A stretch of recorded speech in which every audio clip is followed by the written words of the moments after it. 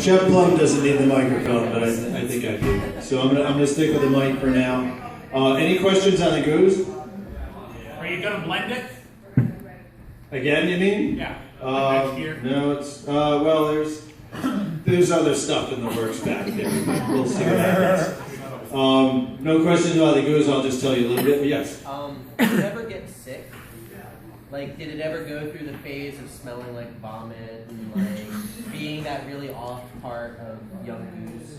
Vomit? No, but other things that there does go through a sort of awkward phase where you got to kind of stick it out. It really doesn't taste very appealing, and then you just got to wait it out, and again, like teenagers, and they sort of blossom, months down the road.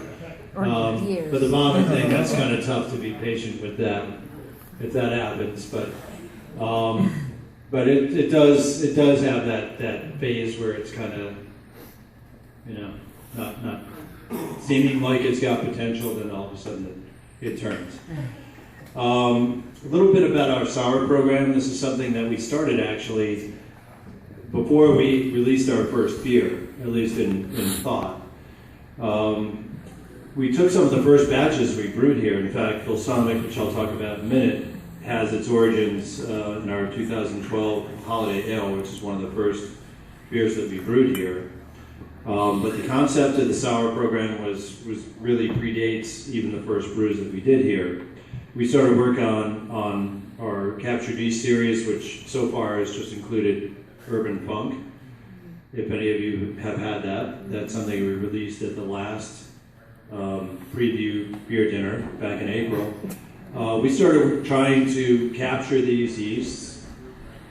Early on, we got together with the professors at Sacred Heart, and we started working on this the summer of 2012 while we're building out the brewery. So, in thought, these beers go back.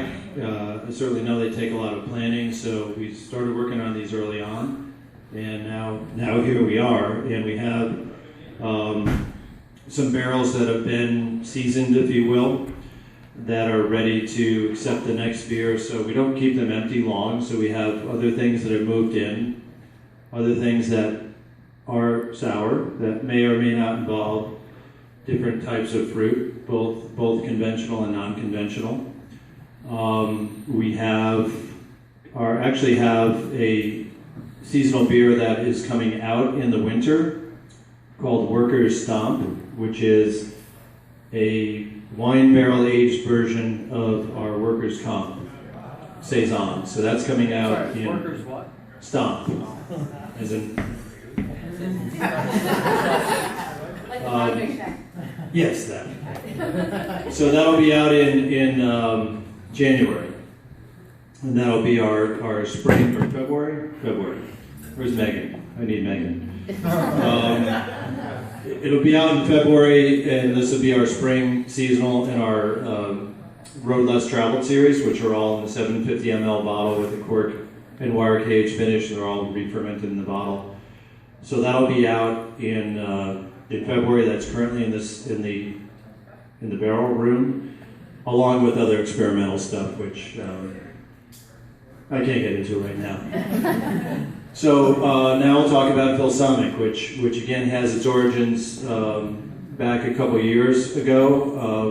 When we were building out the brewery, we ordered several pieces of equipment: our bottling machine, our kegging machine, our cork or cage machine, and ultimately our canning machine. All came from Italy. So I went over there to factory test these pieces of equipment, and it so happened to be really close to Modena, which is the classic area or the region of the town associated with balsamic vinegar production, at least traditional balsamic production.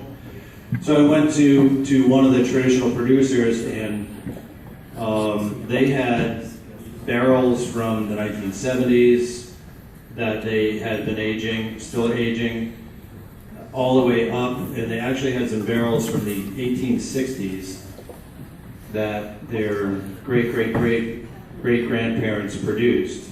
And they're keeping this stuff going. The barrels are still active, still alive. It's amazing. And I thought, okay, how do we use this in a beer?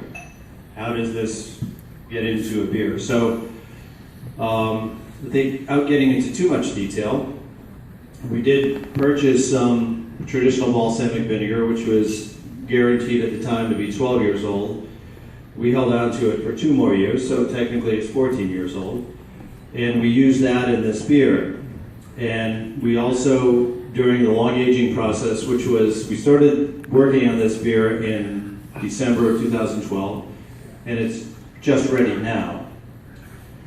And throughout its aging time in barrels, there were small amounts of balsamic vinegar added to it, in which case the sugar portion of the balsamic, and if you ever had a really traditional balsamic, it's actually quite sweet and thick.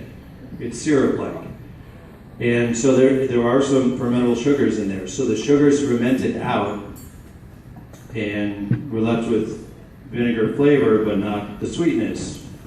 And balsamic vinegar has a whole host of different flavors, the traditional product.